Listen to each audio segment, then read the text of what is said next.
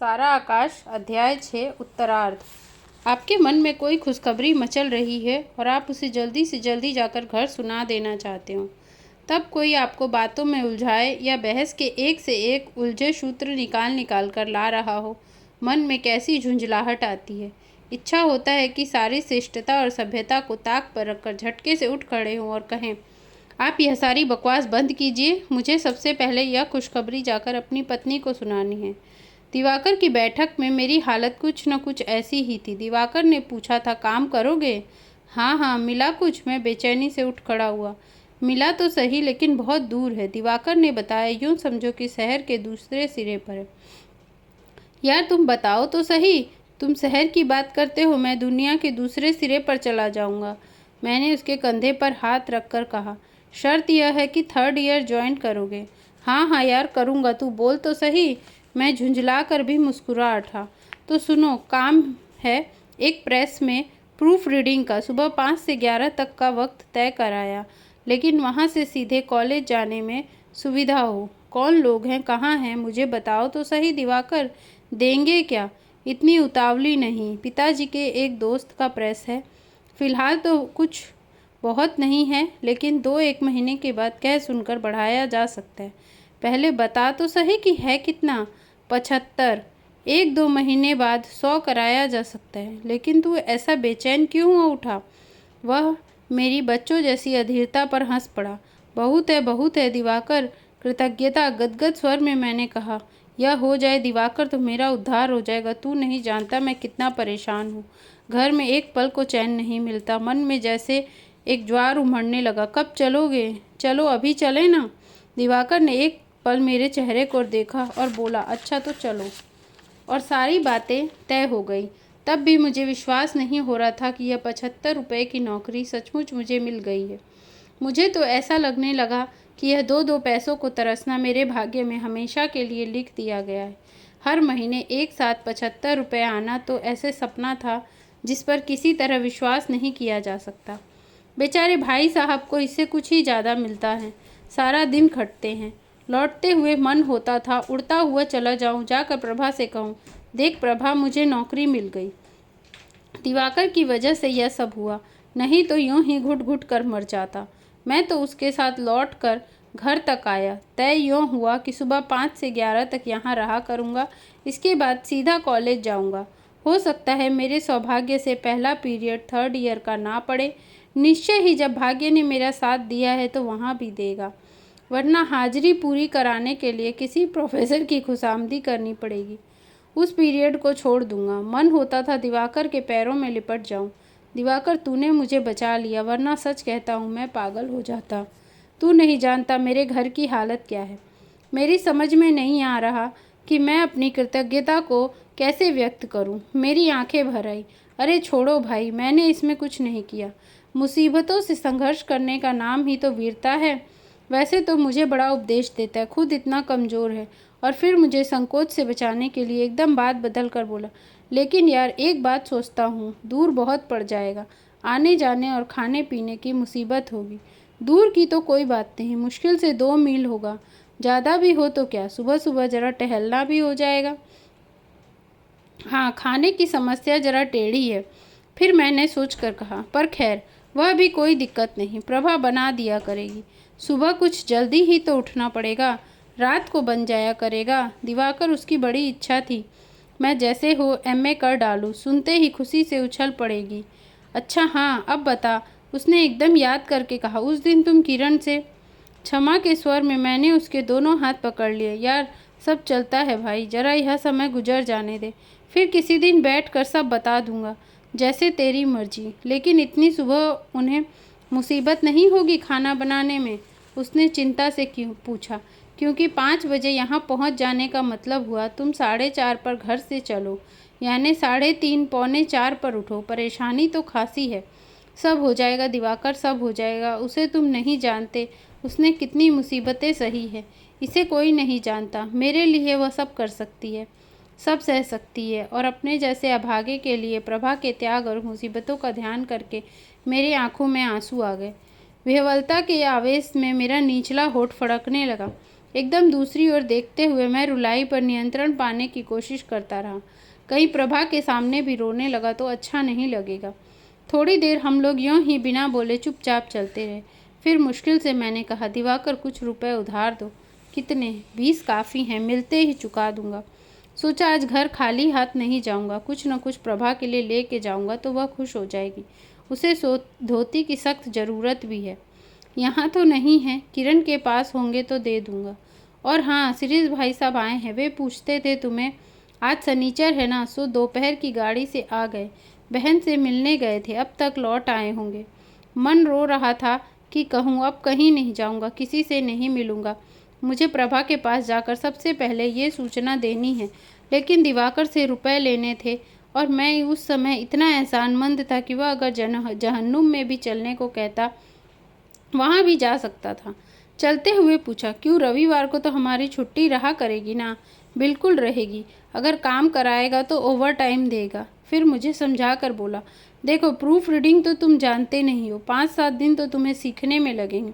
अरे सब हो जाएगा यार, तूने क्या मुझे अपनी तरह कूड़म गज समझा है? मैं अकारण ही खिलखिला कर हंस पड़ा। कांपते हाथों से रुपए जेब में रखे ही थे कि बैठक में शिरीष भाई ने प्रवेश किया। क्यों साहब, आते ही चल दिए? अरे भाई साहब, हमारे आपके लिए ही तो यहाँ आया हूँ। मन में सोचा कम से कम 2 धोतियाँ तो आ ही जाएंगी। पूछा, बहन की तबीयत कैसी है? वे थके से कुर्सी पर बैठ गए, गहरी सांस लेकर बोले, ठीक है, वक्त तो लगता ही है। दिवाकर भाई साहब, माफ़ करना, तुमसे कहा था साथ चलोगे देखने, लेकिन मेरी तबीयत ऐसे घबरा गई कि मैं उठकर चला ही गया। अच्छा, आप लोग कैसे हैं? ठीक। अरे यह नई चीज़ तो मैंने देखी ही नहीं। उन्होंने मेरी बात अधूरी ही काट कर, यह आपकी चोटी क्या हुई? देखकर दिवाकर भी उछल पड़ा। अरे मैंने ध्यान ही नहीं दिया, यह क्या हुआ? और मेरा मुंह एकदम लाल हो गया। कल जब बाल कटवाए थे तो चुटिया एकदम उड़वा दी थी। पता नहीं उसके पीछे शिरीष भाई का डर था या उसकी कोई उपयोगिता समझ में न आने का ज्ञान, लेकिन फिर इतना संकोच और झेप लगी कि बाहर निकलने की हिम्मत ही नहीं पड़ती थी। हमेशा सिर पर हाथ इस तरह फेरता रहता जैसे उड़ते हुए बालों को संवार रहा हूँ, लेकिन मैं उसे छिपाए रखना चाहता था। घर वाले शोर मचाएंगे ही, बाहर वालों को पता चलेगा तो वे भी जान मुसीबत में कर देंगे। यहाँ इधर मैंने चोटी को बालों से छुपा कर रखना शुरू कर दिया था, इसलिए देखने में एकदम तो पता नहीं लग पाएगा, लेकिन घर वालों से कब तक छिपा रहेगा। सुनने को मिलेगा जेंटलमैन बनने चले हैं, फैशन के पीछे पागल हैं, अपना धर्म कर्म कुछ रहा ही नहीं। पहले ख्याल आया तो टोपी लगाने लूँ, लेकिन तब तो एकदम ध्यान खींचेगा, कभी लगाई नहीं, जाने कैसा लगूं। बाहर निकलते, सड़क पर चलते, घर पर रहते हमेशा सचेत रहता था। शायद सब लोग जान गए हैं मैंने चोटी कटवा ली है। नौकरी पाने की खुशी में अब सब कुछ भूल चुका था। अब शिरीष भाई की बात सुनकर मैं नए सिरे से मन झेप से भर उठा। बस एक ही बार की बहस में सारी माला कंठी भूल गए। दिवाकर ने ताना मारा तो मुझे होश आया। इतनी देर से साथ हूँ, इधर मेरा ध्यान ही नहीं गया। इस बार शिरीष भाई ने मेरा पक्ष लिया। जो समझ में आता है वह करते हैं, कोई तेरी तरह अड़ियल है। अच्छा हुआ अब कुछ आदमी से लगे, वरना कार्टून बने घूमते थे। दिवाकर ने अकारण ही हंसकर कहा। इस समय मैं इस मनस्थिति में नहीं था कि किसी बात का बुरा मानता। मन हो रहा था जल्दी से यह शिष्टाचार समाप्त और मैं प्रभा के पास पहुंचूं, खिल पड़ेगी। इस बार सिगरेट जलाकर शिरीष भाई ने विषय बदल दिया। हाँ, तो आपने बताया नहीं, भारतीय संस्कृति की सर्वश्रेष्ठ चीज़ क्या है? विषय बदलने से मुझे कुछ चैन की सांस मिली। उनकी इस बात पर मैं तब तक ही सोचता रहा, लेकिन कोई एक चीज़ मेरी समझ में नहीं आती थी। जो कुछ जानता था उसे उन्हीं शब्दों में कह पाऊंगा या नहीं, यह भी विश्वास नहीं था। उत्तर दिया, आत्मज्ञान और आध्यात्मिक चिंतन ही मेरी समझ में। बात काटकर वे बोले, भाई ये भारी भारी शब्द हैं और इनका अर्थ मुझे समझ नहीं आता। मान लीजिए आपने कोशिश करके अर्थ समझा भी दिया तो फिर इनकी उपयोगिता या ज़रूरत मेरी समझ में नहीं आएगी, इसलिए ज़रा मैं हचकचा गया। फिर भी जैसे तैसे कहा, सरल शब्दों में तो शायद यही कहेंगे कि अपना और संसार का ज्ञान। बात काटकर वे जल्दी से बोले, संसार झूठ है, माया है और ब्रह्म के अंश हैं, और आपके माँ बाप, भाई बहन, पत्नी पुत्री सब माया है। बदले में आप उनके लिए माया हैं, इसलिए इन सारे माया के बंधनों को तोड़ दो तो आत्मज्ञान होगा। भागकर हिमालय की गुफाओं में चले जाओ तो ये सब अपने आप ही छूट जाएंगे। शिरीष भाई हो करके हंस दिए। भाई वाह! मैं सहसा ही हतप्रभ हो उठा और देर तक कोई जवाब ही नहीं सूझा। तब वही मेरे कंधे पर हाथ रखकर बोले, भाई मेरे, यह पलायन और पराजय का दर्शन ही तो आपको यहाँ ले आया है। बेटा बाप को माया समझे और बाप बेटे को माया कहे, इससे ज़्यादा एहसान फरामोशी यानी एक दूसरे का अपमान और क्या होगा। जिस औरत ने आपको जन्म दिया है उसे आप नर्क का द्वार कहें, जिससे आप अपने बेटे की माँ बनाने जा रहे हैं उसे कुंभी पाक बताएं। यह हद दर्जे की कृतज्ञता नहीं है, लेकिन अंत में इसमें हाथ तो कुछ भी नहीं पड़ता। मैंने कहा, इसलिए आदमी को आत्महत्या कर लेनी चाहिए। वाह साहब वाह, खूब दर्शन है आपका। इस बार सचमुच शिरीष भाई ने जरा आवेश से कहा, आत्महत्या के कैसे सुंदर नाम हैं। आत्मज्ञान, ब्रह्म में लीन होना, माया मोह के बंधनों से छुटकारा, स्थित प्रज्ञता। अरे साहब, कौन आपके हाथ जोड़ने गया था? आप इस संसार में आकर इसे कृतज्ञ कीजिए जी। बाजीगर ने एक गोला निकाला तो आपके हाथ में ब्रह्म पकड़ा दिया, दूसरा गोला निकाला तो माया आ गई, तीसरा गोला से गुणों का जन्म हुआ। लीजिए साहब, हवा में दर्शन का महल खड़ा होता गया। अब आप घर बार की जिम्मेदारी छोड़िए, भागिए इस ब्रह्म ज्ञान के पीछे। इससे आप बेकार के झंझटों और चिंताओं से बच जाते हैं। मैं बोला, जी हाँ, हमारे घर एक दुर्घटना हो गई और आपको प्राप्त हो गया ब्रह्म ज्ञान। आप तो एक तरफ आसन लगाए बैठे हैं, अब इस दुर्घटना को कौन संभाले। ब्रह्म ज्ञान न हो गया, शराब की बोतल हो गई, पिया और औंधे पड़े हैं। भाड़ में जाए घर और कुएं में जाए घर वाले। फिर अचानक जैसे उन्हें कुछ याद हुआ है, वे बोले, अच्छा क्यों साहब, मान लीजिए आपके माँ बाप ने आपको पढ़ाया लिखाया, ना अच्छा खाने पहनने को दिया, आपकी देखभाल भी ठीक नहीं की, तब बड़े होकर आप उन्हें गालियाँ क्यों देते हैं? क्यों नहीं मान लेते? उन्हें भी ब्रह्म ज्ञान हो गया था, उन्होंने आपको माया मानना शुरू कर दिया था, वे क्यों माया के पीछे भागते रहे? इसलिए उन्होंने आपकी चिंता नहीं की। इस बार मैं सचमुच बौखला गया। ब्रह्म ज्ञान के इस रूप को तो मैंने देखा ही नहीं। इस दृष्टि से तो सचमुच यह आसान फरामोशी और गैर जिम्मेदारी हुई। मैंने फिर पैंतरा बदलने की कोशिश की। ब्रह्म ज्ञान का मतलब इतना स्थूल और ऊपरी तो नहीं है। ये बहुत से ऐसे कार्य हैं जिन्हें हम ईश्वरीय कहते हैं, बहुत से चमत्कार लगने वाली चीज़ें। आपकी इस चमत्कार और दैवी घटनाओं वाली बातों पर मुझे एक चीज़ याद आ गई। शिरीष भाई ने जरा मुस्कुरा कर कहा, पता नहीं यह कहाँ तक सही है, लेकिन मैंने इसे विवेकानंद के नाम से सुना है। कहते हैं एक बार कहीं जाते हुए रास्ते में नदी पार करने की ज़रूरत आ पड़ी। पार कराने वाली नाव दूसरे किनारे गई थी। स्वामी जी बैठकर राह देखने लगे कि उधर से नाव लौटे तो वे नदी पार करें। तभी एक महात्मा भी वहां आ पहुँचे। परिचय हुआ।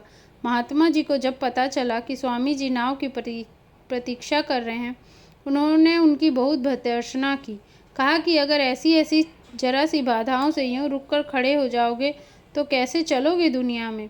तुम तो स्वामी विवेकानंद हो, बड़े आध्यात्मिक गुरु और दार्शनिक माने जाते हो, जरा सी नदी पार नहीं कर सकते? देखो, यह नदी यूं पार की जाती है। और महात्मा जी खड़ाऊ खटखटाते हुए पानी पर चलते चले गए। पानी की सतह पर लंबा चक्कर लगाकर महात्मा जी लौटे और चुनौती स्वर में बोले, अमेरिका घूम आने और भाषण देने से ही कोई स्वामी नहीं हो जाता, उसके लिए तपस्या और साधना करनी होती है। इस महात्मा की शक्ति पर स्वामी वास्तव में चकित थे। पूछा, महात्मन, यह सिद्धि आपने कहाँ और कैसे पाई?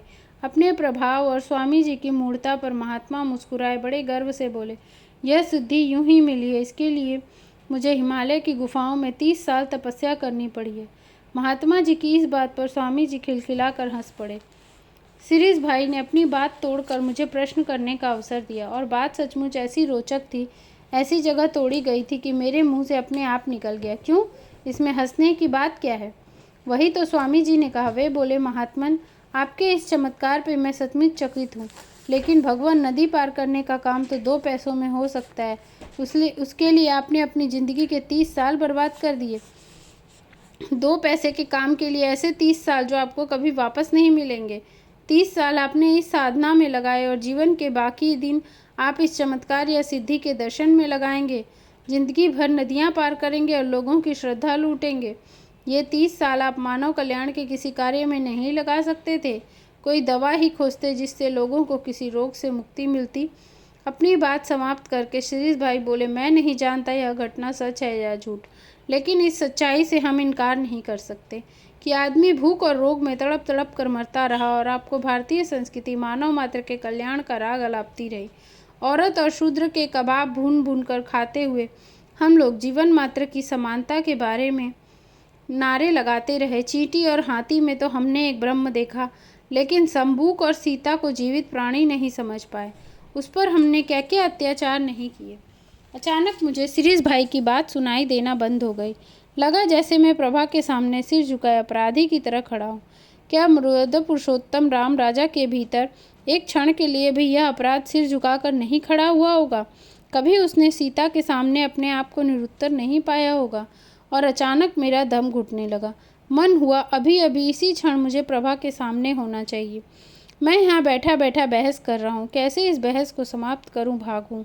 लेकिन उनकी बातें ऐसी आकर्षक थी कि उठने का मन नहीं करता था। वह बता रहे थे, और हमारी सबसे बड़ी मुसीबत यह है कि हमारे पास अपना इतिहास नहीं है। पता नहीं और किसी जाति के पास अपना सच्चा इतिहास है या नहीं, लेकिन हमारे पास निश्चय ही जो कुछ है वह इतिहास नहीं, पुराण है। पुराणों में काव्य और इतिहास का ऐसा घपला होता है कि सच्चाई का पता लगाना बड़ा कठिन हो जाता है। ऐतिहासिक सत्यों और तथ्यों को जब जब काव्य रूप दिए जाते हैं, उनकी सारी वास्तविकता के क्रम को एक नए ही अभिप्राय में अर्थांतरित कर दिया जाता है। फिर हर युग में पुराणों को इतनी बार काव्य का जामा पहनाया गया कि सच्चाई का पता ही नहीं लगता। यह बात तो किसी से छुपी नहीं है कि हर युग इतिहास और पुराण को अपनी परिस्थिति और समस्याओं के प्रकाश में देखता है, उसी हिसाब से तोड़ मरोड़ कर करता है, और फिर नई व्याख्या ही नहीं, पुराने देश में नई आत्मा रखता है। फिर एक कान से दूसरे कान तक आती हुई सच्चाई सैकड़ों सालों तक क्या रह जाती है, इसे आप खुद कीजिए, सोचिए। एक जरा सी घटना 5 मिनट के समय में 4 कानों में क्या क्या रूप ले लेती है, यह तो आपने खुद देखा होगा। कविता में यूँ तो सारे इतिहास को रूपक, प्रतीक, उत्प्रेक्षा और व्यंजना से लाद दिया जाता है। उनकी कुछ बातें मेरे कानों में पहुंच रही थी, कुछ ऊपर ही रह जाती थी। शायद मेरी मनस्थिति वे समझ गए थे। बोले, आपको मेरी बात तकलीफ पहुंचा रही है? नहीं नहीं, आपको ऐसा क्यों लगा? मुझे लगा शायद आपको कुछ परेशानी है। बात यह है, मैंने हकला कर बड़ी मुश्किल से कहा। मैं इस समय जरा जल्दी में था, घर में कुछ काम है। वैसे आपकी बातें इतनी रोचक है कि जाने का मन नहीं करता। बहुत नई बातें हैं, इसलिए चौंकाती जरूर हैं। अरे, आपने पहले क्यों नहीं कहा कि आपको जाना है? भाई वाह, कमाल के आदमी हैं आप भी। वे उठ खड़े हुए। भाई, हमें तो बहस करने का रोग है, आप बता दिया कीजिए कि आपको काम है। हम बातूनी आदमी हैं। अपनी कमजोरी पर हंस कर वे बोले, हाँ तो आपके रिजल्ट निकलने वाले होंगे ना आजकल? चारों तरफ वही सब सुनाई दे रहा है। इसी चिंता से तो सूखे जा रहे हैं, जाने क्या होगा। मेरा दिल वास्तव में धसकने लगा। फीकी मुस्कुराहट से कहा, हमारे छोटे भाई ने इस बार मैट्रिक का इम्तहान दिया है। उसे तो जब देखो तब रिजल्ट की चिंता है। रात में सोता भी है या नहीं। आज इस मंदिर में दिया जलाने जा रहे हैं, कल उस ज्योतिष के पास गए, कभी हनुमान जी का चोला, कभी महादेव जी का प्रसाद। इस बार दिवाकर बोला, हाँ हाँ, मैं जानता हूँ उसे। मैं तो उसके बारे में तुमसे भी बात करना चाहता। जब भी निकलता हूँ अक्सर उसे इधर उधर देखता हूँ। यह उम्र बड़ी कच्ची है, उस पर अच्छी निगरानी होनी चाहिए, वरना इधर उधर भटक जाएगा। जिन लड़कों के साथ देखा है वे भी मुझे कुछ ऐसे ही लगते हैं। देखता हूँ मैं भी सब कुछ दिवाकर, लेकिन भाई साहब मैं कुछ नहीं कह सकता। अब सारी बातें तुम्हें क्या बताऊं? परेशानी से सिर झुकाए मैंने कहा। प्रभा के साथ बदतमीजी की सारी घटना मुझे फिर याद हो आई। शिरीष भाई को नमस्कार करके मैं बाहर निकला। दिवाकर साथ था। बाहर निकलते हुए उसने कहा, जिस समय तुम लोग सभ्यता और संस्कृति के खाल उधेड़ रहे थे, मैंने तुम्हारी समस्या का एक हल खोज निकाला। क्या? मैं सोचने लगा, आज यह देवदूत की तरह मेरी समस्या का हल निकाले ही जा रहा है। वाकई कितनी सारी समस्या इसे आज हल कर डाली। 4:30 या 4:45 बजे यहाँ से एक गाड़ी जाती है, 5-10 मिनट में राज मंडी पहुँचा देती है। बस वहाँ से पैदल भाग जाया करना। हाँ यार, इसका तो मुझे ख्याल ही नहीं था। मैं उछल पड़ा। अरे, यह समस्या बड़ी आसानी से हल हो गई, लेकिन आने जाने में 2 आने रोज लगेंगे। दिवाकर फिर चिंतित हो आया। मैंने हाथ मिलाकर चलते हुए कहा, अरे छोड़ो, किस झंझट में पड़े हो। यहाँ टिकट लेने वालों में से नहीं है। वह चरका दे कि टीटी का बाप देखता रह जाए। और अकारण ही खिलखिलाकर हंसता हुआ मैं चला आया। एक धोती का दाम जब 12 रुपया सुना तो सारा उत्साह मर गया। सोचा था कम से कम 2 धोतियाँ तो ले ही जाऊँगा। खैर, एक ही सही, यही क्या कम है। उस समय धोती का बंडल कभी इस हाथ से उछलकर उसमें पहुंच जाता, कभी इस बगल से उस बगल में। पाँव सीधे ही नहीं पड़ रहे थे। मन होता था सड़क बर्फ़ के ढलान की तरह चिकनी और ढालू होती तो फिर फिसलता दंदनाता हुआ मैं पल भर में घर जा पहुंचता। धोती प्रभा को देता तो वह उछल पड़ती। एकदम ऐसे लगता जैसे आसमान से उतरता हुआ चला आ रहा हूँ। चलते चलते कभी अपने आप में ही मुस्कुराता और कभी बड़बड़ाता, कभी उंगलियों पर हिसाब लगाता, फिर झटकता और होंठ कस लेता, फिर अपने इस पागलपन पर खुलकर हंस पड़ता। भगवान का रिजल्ट भी अच्छा निकल आए तो मज़ा आ जाएगा, सारी मुश्किलें हल हो जाएंगी, फिर एमए करने में रह ही क्या जाएगा। भगवान करे सीरियस होता तो भगवान की भी खाल उधेड़ डालता हूँ।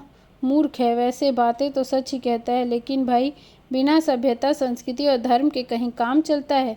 कहते थे आप कि अब हम भी वहाँ आ गए जहाँ आदमी को मानवता के सिवा किसी भी धर्म की ज़रूरत नहीं है, मगर हमारा धर्म तो अनादि है। अरे इतनी सी बात पर 2 घंटे लगातार बहस होती रही। मुझे जल्दी पड़ी थी कैसे प्रभा के पास पहुंचूं और वो बहस किए जा रहे थे। हाय उस बेचारी ने कितनी मुसीबतें सही है। यह पहली चीज़ है जो मैं उसे ले जा कर दूंगा, लेकिन सग्र ही सारी खुशी चिंता में बदल गई। इस तरफ तो मैंने सोचा ही नहीं। यह प्रभा को दूंगा कैसे? सचमुच यह तो बड़ी भारी समस्या है। सबके सामने दूंगा तो अच्छा नहीं लगेगा, अम्मा और भाभी बुरा मानेंगी सो अलग। हाँ यूँ तो हो सकता है धोती सीधे अम्मा को जा कर दूँ। कहूँगा अम्मा धोती तो तुम्हारे ही लिए लाया हूँ, समझ तो जाएंगी। अभी अभी तो धोती कर लेकर इतनी बातें हुई हैं, वे खुद ही दे देंगी। यही ठीक है, दुनिया भर के झंझटों से बच जाऊंगा। हमारे यहाँ भी जरा जरा सी बातों को कितनी चिकचिक होती है और वे बेचारी भी करें क्या। घर की हालत भी तो ठीक नहीं है। भाई साहब बेचारे दिन हाथ तोड़ कर तो जो कमाते हैं वह भी कोई कमाना है। वह तो कहो मकान अपना है, कहीं किराए का होता तो पता चल जाता। 30 तो कम से कम देने ही पड़ते किराए के। कायदे से अपनी पहली कमाई की यह धोती मिलनी तो अम्मा को ही चाहिए। अगर दे दूँ तो सचमुच खुश हो जाएंगी, लेकिन घर का दरवाज़ा दिखाई दिया तो ये सारी भावनाएं काफूर हो गई। घुसते ही कुंवर ने पूछा, भैया यह क्या ले आए? मैंने तो स्वाभाविक रूप से कह दिया, कुछ नहीं, तुम्हारी भाभी की धोती लाया हूँ, उसके पास थी नहीं। और ज़्यादा कुछ न पूछकर वह वहाँ जा रहा था जहाँ चला गया। बंडल मैंने सीधे अम्मा की गोद में डाल दिया। उन्होंने पूछा क्या है? मैंने स्नेह से कहा, अम्मा तुम्हारे लिए धोती लाया हूँ। और वास्तव में मेरे मन में आया अगर इसे अम्मा चाहेंगी तो मैं कुछ नहीं कहूँगा। क्या है, प्रभा के लिए दूसरा लेता आऊँगा। तभी कोने में चटनी पीसती प्रभा दिखाई दे गई। तब लगा नहीं, अम्मा से ज़्यादा ज़रूरत इसे है। जैसे ही पहला वेतन मिला प्रभा के लिए ज़रूर ले आऊँगा, यह अम्मा के लिए सही। अम्मा बोली, हैं हमें तो बहुत लाएगा, यूँ नहीं कहता अपनी बहू को लाया है। अम्मा ने मुस्कुरा कर कहा। वे बंडल खोलने लगी। बच्ची को गोद में झुलाती भाभी भी देखने के लिए आ खड़ी हुई। धोती तो बड़ी अच्छी है अम्मा, और भाभी दोनों के मुंह से निकला। तभी कुंवर भी आकर खड़ा हो गया। थोड़ी देख कर बोला, भाभी के लिए लाए हैं। हाँ हाँ, उतना क्या हम नहीं समझते? अम्मा ने इस तरह कहा जैसे वे इस बात को पिछले जन्म में भी जानती थी। नहीं नहीं, अभी दरवाजे पर कह जो रहे थे अपनी बात को और भी सच बताने के लिए, कुंवर ने कहा। अम्मा की प्रसन्नता एकदम घुप हो गई। मैंने तेज आंखों से कुंवर को घूरा, लेकिन अंधेरे के कारण या तो उसने देखा नहीं या अम्मा को कहीं मेरे खिलाफ भड़काने में उसे अच्छा लगा। रस्म अदायगी के तौर पर थोड़ी देर उलट पुलट कर देख चुकने के बाद अम्मा ने उसे समेट कर मेरी ओर बढ़ा दिया। ले तुम ही रख लो अम्मा, मैं क्या करूं? मुझे अपने और कुंवर दोनों के ऊपर गुस्सा आ रहा था। बात जबान पर आते आते ही रुक गई। तुम ही दे देना, लेकिन चुप रहा। जिसके लिए लाया है उसे तो खुद ही क्यों नहीं दे देता? मेरा नाम क्यों लगा रहा है? इस बार ने अम्मा ने इतनी कटु स्वर में कहा कि धोती मुझे ले लेनी पड़ी। चुपचाप उठकर चारपाई पर डाल आया। सारा उत्साह और आनंद समाप्त हो गया। और उसी दिन खाना खाते खाते भाई साहब को मैंने सूचना दी। भाई साहब, मैंने सोचा है 3rd ईयर में एडमिशन ले ही लूँ। मैं डर रहा था कि कोई कहीं कांड न उठ खड़ा हो इस पर। भाई साहब का कौर चबाता मुंह रुक गया। कुछ देर पहले मुझे इस तरह देखते रहे जैसे पहचानते न हो। फिर पूछा, बाबूजी से पूछ लिया? आप कहेंगे तो वो आसानी से मान लेंगे। जब वे नाराज़ नहीं हुए तो मैंने अपनी बात जरा हिम्मत के साथ सामने रखी। भाई साहब, बात यह है कि जब तक कोई डिग्री ना हो नौकरी भी ढंग की नहीं मिलती। बड़े बड़े MA BA तक यूँ ही घूमते रहते हैं। आज स्वर में भाई साहब ने कहा, सो तो ठीक है, लेकिन उस डिग्री के लिए खर्चा भी तो चाहिए। बीए की पढ़ाई का खर्चा है, मुझे तो अमर भी पास होता नहीं लगता। इस बार कुछ दृढ़ स्वर में कहा, बीए की पढ़ाई का खर्चा तो निकाल लूँगा अपना, उसके बारे में चिंता की बात। मैंने हठ और खुशामद से कहा, बस आप बाबूजी से कहलवा दीजिए जरा, अब तुम्हें जो दिखे सो करो। मैं तो बाबूजी से नहीं कहता, उनका दिमाग यूं ही ठीक नहीं रहता। भाई साहब नाराज होकर चुप हो गए, मगर अभी बाबूजी के गुस्से को तो मुझे भुगतना था। शीघ्र ही वह क्षण भी आ गया। धोती पर प्रभा नाराज भी हुई और खुश भी। गंभीरता से बोली, बड़े लाए धोती, अम्मा को तो नाराज कर दिया। तुम बताओ, करता क्या? मेरा कसूर हो तो मुझसे कहो। मैंने ईमानदारी से कहा, मैं तो तैयार था, अगर इसे वे ले लेती मैं तुम्हें दूसरी ला देता। ओहो, बड़े रईस हो, क्या बात है, कहीं रुपए पड़े मिल गए क्या? प्रभा ने आंखें नचाकर दुलार से पूछा। मैंने प्रयत्नपूर्वक, जैसे कोई बहुत साधारण सी बात हो, लापरवाही से कहा, मुझे नौकरी मिल गई ना। हैं, सच? प्रभा उछल पड़ी, उसकी आंखें आश्चर्य, प्रसन्नता और उत्सुकता से फैल गई। तुम तो बड़े वैसे हो जी, चुपचाप बैठे हैं, बताया तक नहीं। कैसे धीरे से कह रहे हो, जैसे कुछ हुआ ही नहीं। मैंने उसकी उत्सुकता, बेचैनी बड़ी अच्छी लगी, फिर भी बनावटी लापरवाही से कहा, हाँ, उसमें ऐसा भी क्या था, बता ही देता। खुशी प्रभा के रोम रोम से फूट पड़ी थी, फूलों की खिली डाली जैसे। उसकी खुशी देखकर मुझे लगा सचमुच कितनी बड़ी घटना हो गई, और तब मैंने आवेश में उसे बाहों से बांध लिया और चुंबनों से उसका मुंह छा दिया। हाँ प्रभा, मैं तुम्हें तंग कर रहा था, नहीं तो यही फिक्र थी कि आगे पढ़ पाऊंगा या नहीं। प्रभा को जब सांस आई तो पूछा, है कितने की? बस यही मत पूछो, यह समझो कि पढ़ने लायक खर्चा निकल जाएगा। अगर यह चलती जाए तो कम से कम एमए तो कर ही लूँगा। मैं दूर भविष्य में जाकर खो गया। बेचैनी से उसने मेरे दोनों कंधे झकझोर कर कहा, तब भी है कितने की, यह तो बताओ। उसकी झुंझलाहट मेरे भीतर गुदगुदी पैदा करने लगी। मैं आराम से उसकी गोद में लेट गया और बाह के नीचे से आते उसकी चोटी से खेलता रहा, जैसे इसकी बात ही न सुनी हो। अपने ही आत्म प्रभाव में मैं बोलता रहा, बस सबसे पहले यह काम करूंगा कि कॉलेज में नाम लिखवाऊंगा, बाद में फीस माफ़ करा लूँगा, जैसे तैसे तुम्हारे लिए खूब खूब कपड़े बनाऊंगा, 2 धोती, ब्लाउज, कोट जोड़ों जाड़ों के लिए। जो हम पूछ रहे हैं सो बताएंगे नहीं, दुनिया भर की बेकार की बातें किए जा रहे हैं। वह भी जाजा झुंझलाती ही जा रही थी। उसने मेरा हाथ पकड़ रखा था, मेरी उंगली लेकर अपने दांतों के नीचे चबाती हुई बोली, अच्छा अब यह तो बताओ। दांतों का दबाव बढ़ता गया। और देखो, घर में एक पैसे की चीज़ लाने की ज़रूरत नहीं, जिस भी चीज़ की ज़रूरत होगी खुद ही ले आया करेंगे। मैंने कहना जारी रखा, बताओ बताओ। दांतों का उंगली में गड़ना बढ़ता जा रहा था। अरे छोड़ो, अब क्या उंगली ही काट डालोगी? इस बार मैं दर्द से कराह उठा। तो फिर बताते क्यों नहीं? वह अपनी हरकत पर अपराधी और खिसियानी निगाहों से मुझे देखती रही। उंगली पर दांतों के निशान को देखकर मैं चिढ़ उठा, धमाक से घूंसा पीठ पर रख दिया। अगर रोकता नहीं तो उंगली ही काट लेती, बेवकूफ़। फिर लगा कहीं नाराज़ न हो जाए। अगर बच्चों जैसे लड़ने पर हंसी आ रही थी, उसे दबा कर सारी बात को मजाक बनाकर बोला, 3 बच्चों की माँ बनने लायक हो गई और अभी तक अपने को बच्चे ही समझती हो। दांत भी चूहिया जैसे तेज कर रखे हैं। वह रूठ गई और जोर से मेरा सिर उठाकर जमीन पर रखकर बोली, एक तो इस 2.5 मन बोझ को गोद में रखे रहो और ऊपर से पिटो। उसकी मुस्कुराहट बिखर पड़ी थी। मुझे डर लगा था कहीं जोर से न लग गया हो। मैंने फौरन ही सुलह कर ली, अच्छा अच्छा भाई, बता रहे हैं, मगर पहले हमें सिर रख लेने दो। फिर मैंने बड़े ठाठ से सिर गोद में रखकर सारी बात बता दी। उस रात बड़ी देर हम लोग बातें करते रहे। मेरी कल्पना को तो पंख लग गए थे। बार बार और ठहर ठहर कर मैं अपने सपनों का वर्णन करता रहा। यह तो तय था कि एमए अच्छे डिवीज़न से कर लिया तो कहीं न कहीं प्रोफेसर हो जाऊंगा। तुम्हारी मौज है, मैं उससे कहूँगा, पढ़ने लिखने के नाम पर काला अक्षर भैंस बराबर, और आगे जाकर प्रोफेसरनी कहलाओगी। जरा कोई प्रोफेसरनी की सूरत तो देखो आकर। प्रभा नाराज हो गई। तब ठीक है, कोई पढ़ी लिखी ले आना।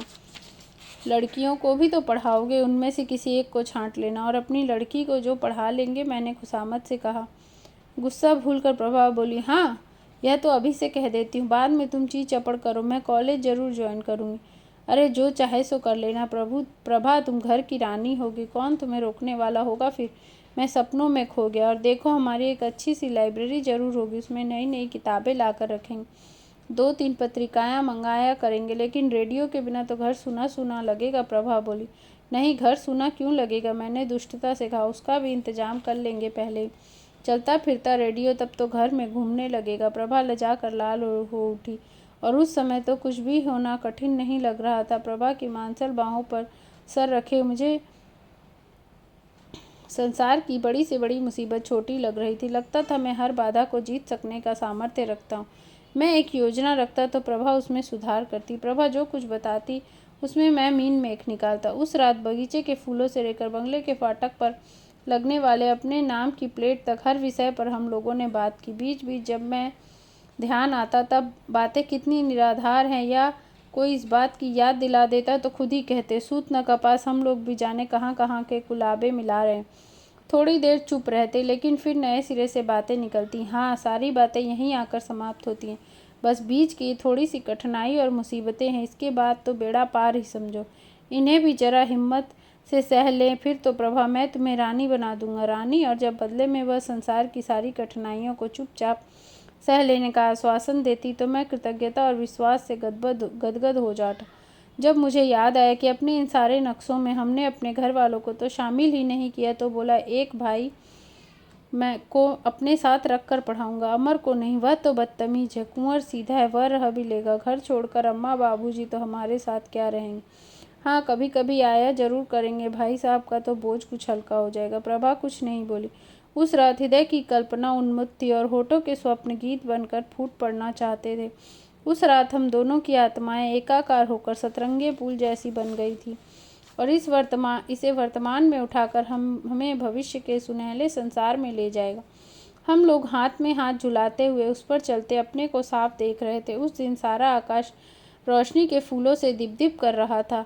निश्चय किया कि कल रविवार है, मैं जाकर काम देखाऊं, समझ लूँ और तब घर वालों को किसी तरह बता दिया जाए। लेकिन यह साफ कह दूंगा कि नौकरी दिवाकर ने इसी शर्त पर दिलाई है कि मैं आगे पढ़ूंगा। जब हम लोग सोए तो फिर ध्यान आया कि जिसने नौकरी दिलाई है उसके बारे में तो मैं प्रभा से कोई बात ही नहीं की। शिरीष भाई की बात भी तो प्रभा को बतानी है। सुबह उठते ही मैंने कहा, प्रभा एक दिन तुम्हें दिवाकर के यहाँ चलना है।